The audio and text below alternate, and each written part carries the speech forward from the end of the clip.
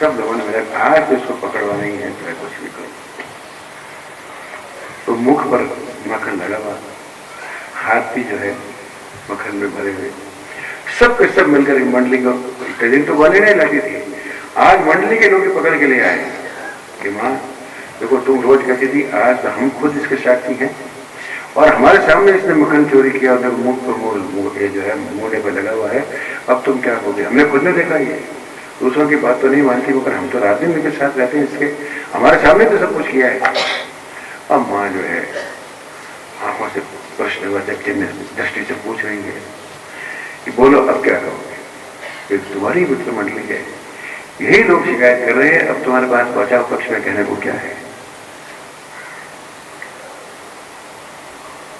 एक पद है सूरदासी का, मां जब पूछ रही है कि मुख पर मक्खन लगा हुआ ये कहां से आया, तो तुम कहते हो मैंने खाया ही नहीं। पद है सूरदासी का, मैया मोरी में नहीं।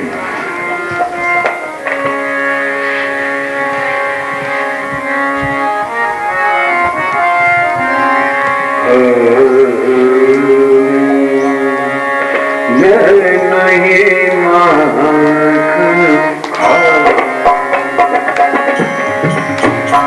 मैया मोरी मोरी मैं नहीं माखन।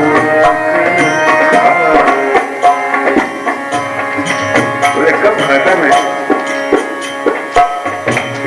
और भाई कयन के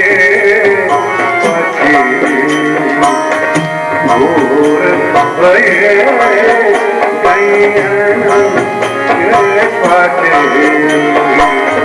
मधुबन मोही पठायो भैया तुम्हें मधुबन मोही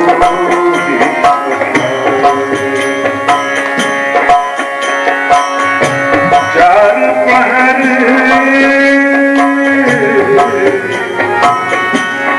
चार प्रहर बंसी बट भटको चार प्रहर बंसी बट भटको सांझ परे घर आयो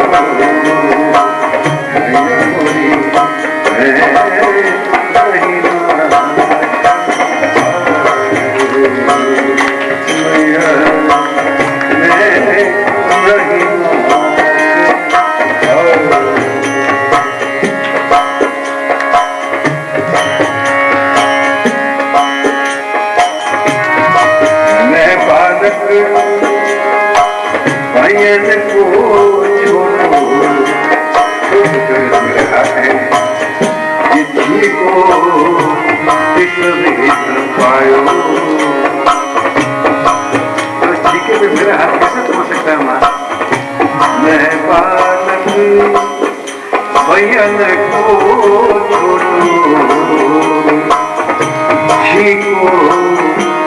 इस पायो। माँ पूछे तेरे मगन आए कहां से? ये ग्वाल बाल सब ग्वाल बाल सब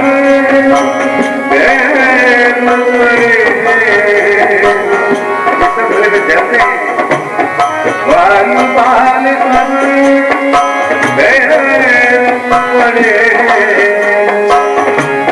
बस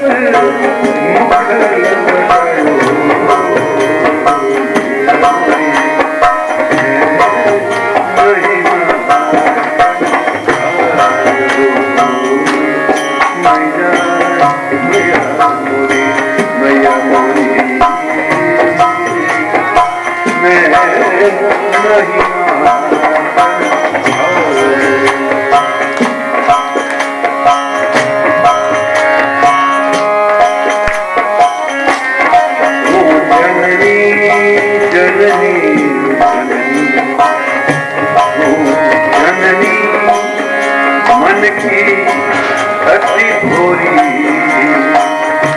इनके कहीं पति आयो।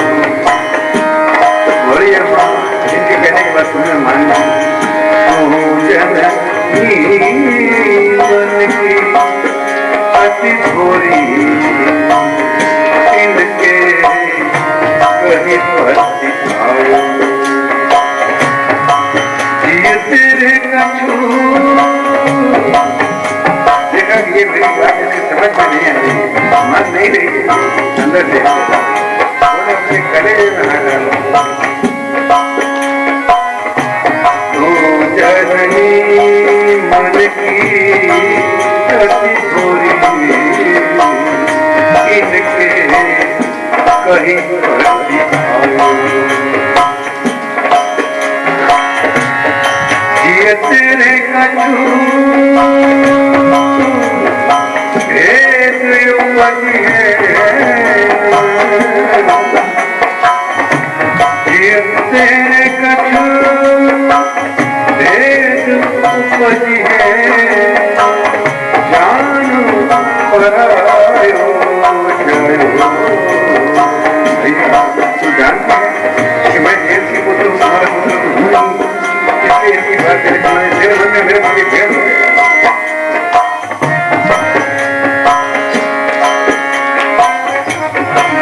तेरे कछु भेद उपज है जान परायो जयो।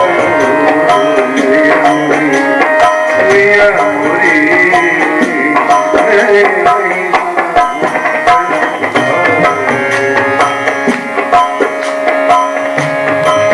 देखा फिर लगा नहीं हुआ, ये मान नहीं रही बात है। तो कहा ये ले तेरी लकुटी कमरिया, कमर और लकड़ी जो गाय चराने के समय में देते थे, ये ले तेरी, ये ले तेरी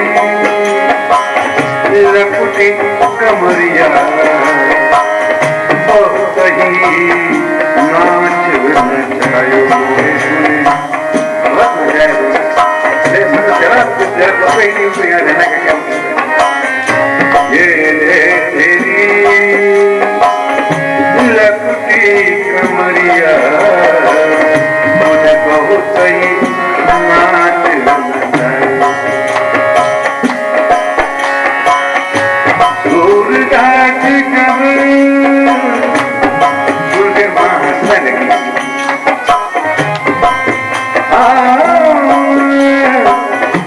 सूरदास तब भी हंसी यशोदा,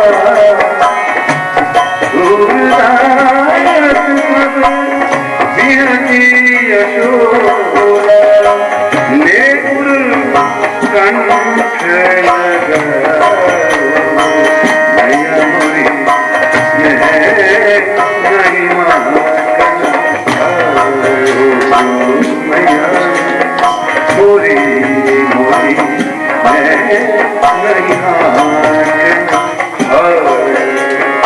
अब देख लिया माँ हंस गई मेरे बच्चे में, उसको उन्हें पूछता नहीं है। तब मैं आपको उसको सच्ची सच्ची बात बताऊंगा, मतलब क्रोध वो नहीं है, अब सही सही बात बताऊंगा। मैया मोरी पहले तो कह रहे थे मैं नहीं माखन आयो,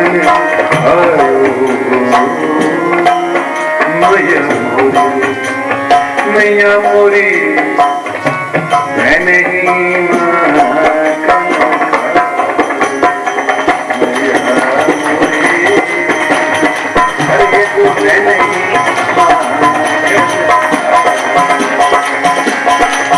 मैंने नहीं खाया है, देख चुकी हो सारा ब्रह्मांड मेरे मुंह में है, मैं अकेला नहीं खाता, मैं अपने द्वारा सब जगत को खिलाने के लिए खाता हूँ। मैं नहीं मैया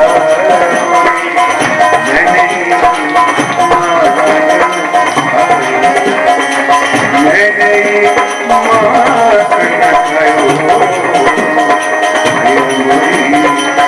मैं नहीं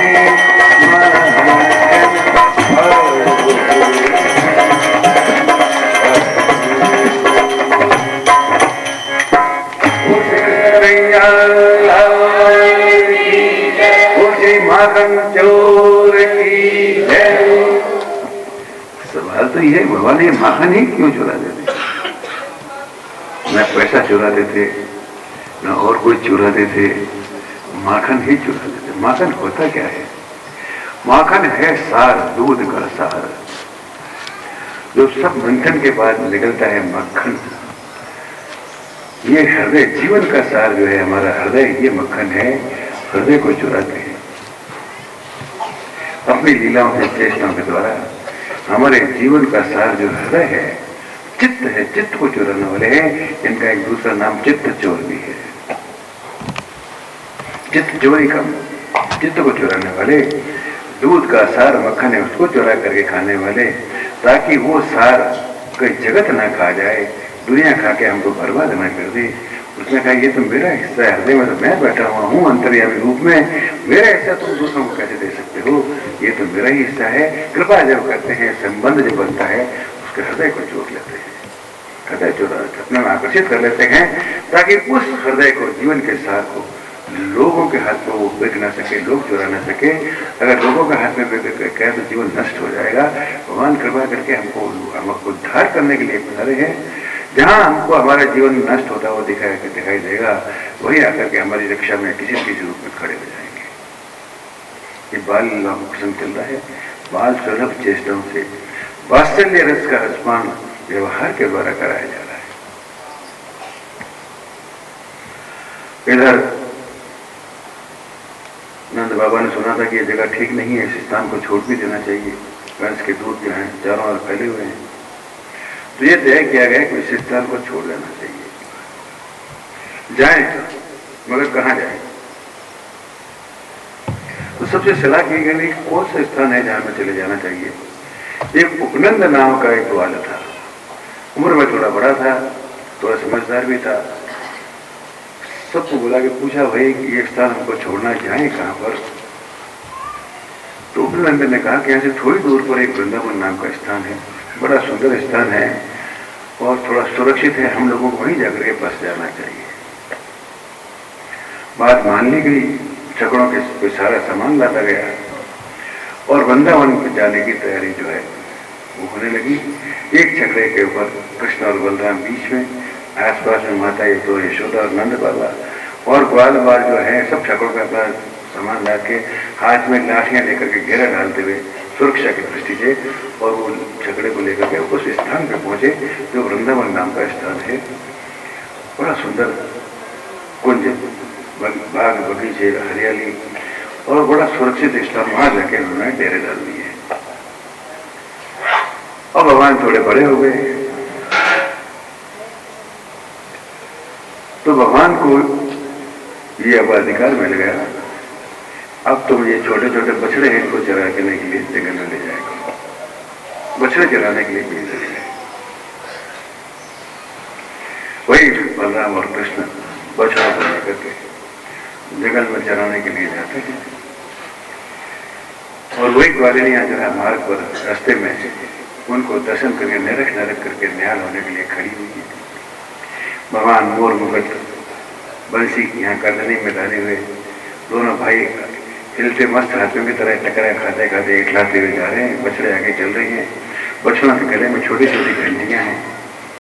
प्रातःकाल उठते ही जब गले हुए इलावा लेकर के बछड़े चराने के लिए जाते हैं, उस समय सारी ग्वालिनियां जो है गली में आकर खड़ी हो जाती है, निरख करके निहाल होने के लिए।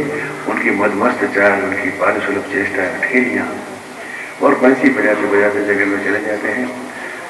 उसी स्मृति में, उसी दृश्य को जो उन्होंने देखा, उसकी याद में ही उनका सारा दिन बीत जाता है, इस प्रतीक्षा में कि सायंकाल को आएंगे वापस। इस प्रतीक्षा चित्त को खींच लिया ना, अब चित्त कहां जाएगा? चित्त इतना आकर्षित हो गया कि सारे दुनिया के काम करते हुए भी उनका मन उनके पास उनसे हट नहीं रहा है। सांझ होने लगती है, बछड़ों को चराते हैं, सांझ होने लगती है और प्रतीक्षा शुरू हो जाती है। जैसे जैसे संध्या काल नजदीक आता है, एक एक क्षण उनके लिए जीना भारी पड़ जाता है। अभी तक नहीं आए, अभी तो संध्या काल होने में टाइम है और कहीं दूर से आने के चिन्ह भी नहीं दिखाई देते। उस प्रतीक्षा में उस गलिया में खड़ी रहती है। इतने में देखते हैं कि दूर से कहीं से धूल उड़ के दिखे, जो बछड़ों के पांव से टक्कर से धूल उड़ती है, उसको देख के एक आशा होती है कि अब आ रहे हैं।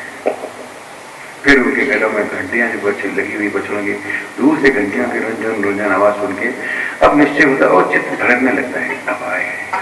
उनके सौंदर्य को दरकते दरकते निरहल होने के लिए हर क्षण उनका जो है एक एक जीवन के समान बीतता है और एक एक जीवन एक क्षण में बीत गया।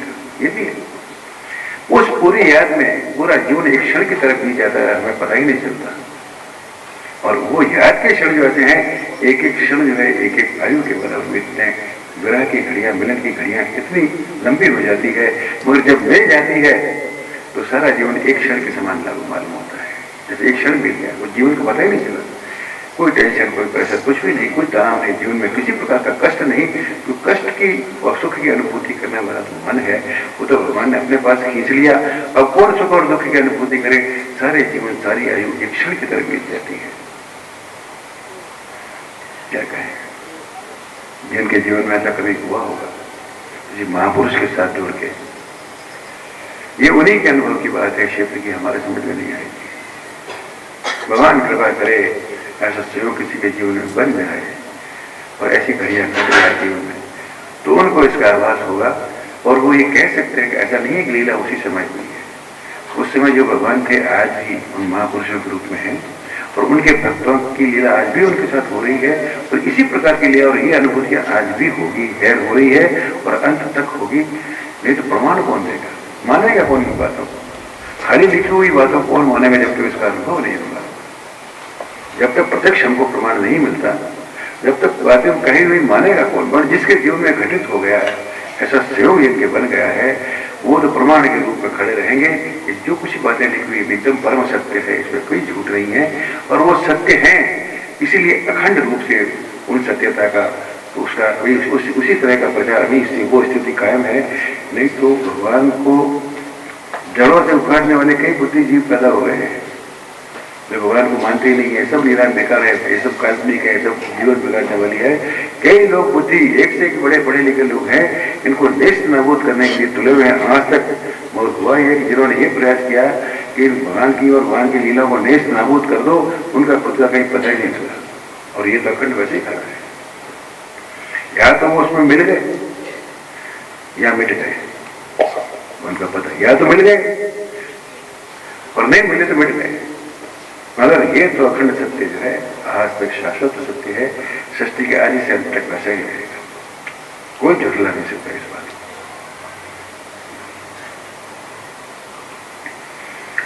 संध्या होते होते दोनों भाई वही मुरली की मधुर बंसी धुन बजाते बजाते जैसे ही नजदीक आते हैं, चेहरे पर गायों के खुर, बछड़ों के खुर से जो धूल उड़ के चेहरे पर लग जाती है, ऐसा सौंदर्य उनका निखरने लगता है। वही बोली जैसे झूमते झामते सायंकाल में घर आते हैं।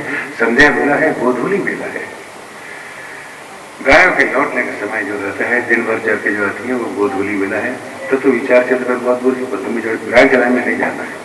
बाकी गोधूली की बेला का मतलब ये है कि जब सारे दिन काम करके आदमी इंद्रिया जब अपने मन में लौटने लगती है, गो का मतलब इंद्रिया काम करते करते सारी वृत्तियां शांत होकर जब अपने माने लगती है और तभी उसको शांति मिलती है अपने घर में। जब मन में सारा काम करके आदमी घर में आकर के बस सोचता कि हाँ अब चैन है, अपने कमरे में आके वो इंद्रियां सब कर्म में जो प्रवृत्त थी अब लौट के शांत होने की स्थिति में आई है, उसको गोधूली बेला कहते हैं। वही परम शांति का समय है।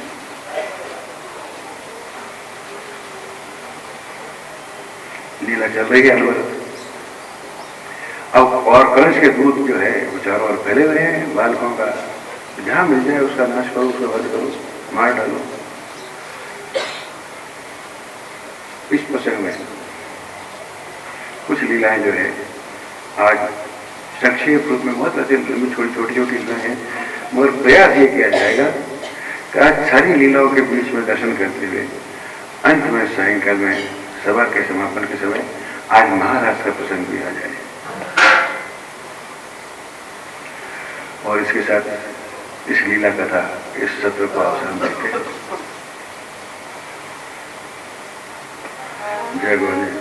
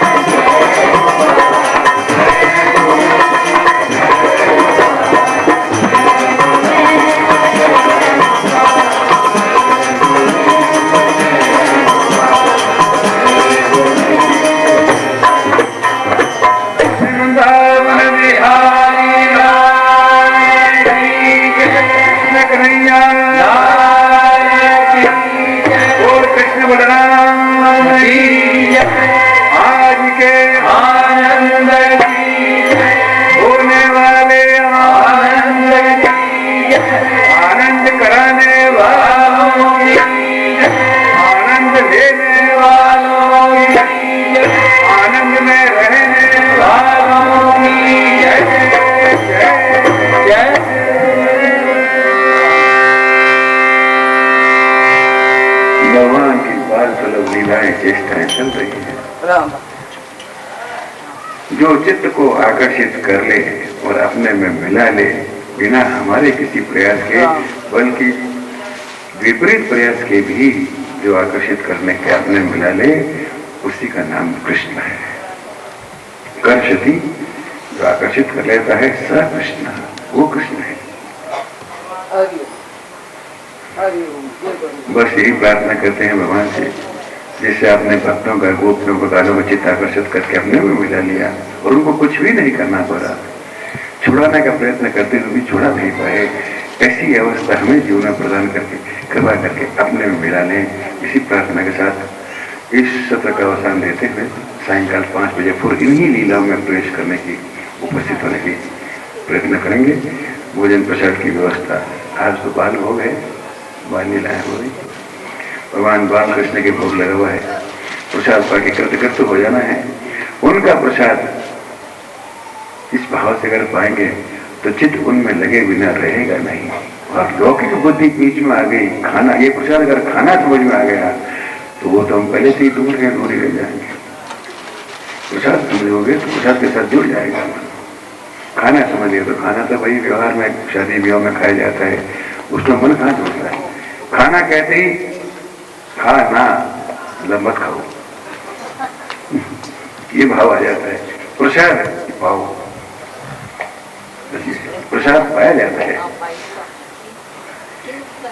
इसके साथ ही आप सदुर्गों से इस सत्र को विराम देते हुए विदा लेते हैं।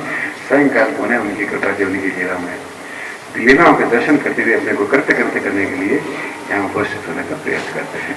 बोल श्री कृष्ण बलराम की जय।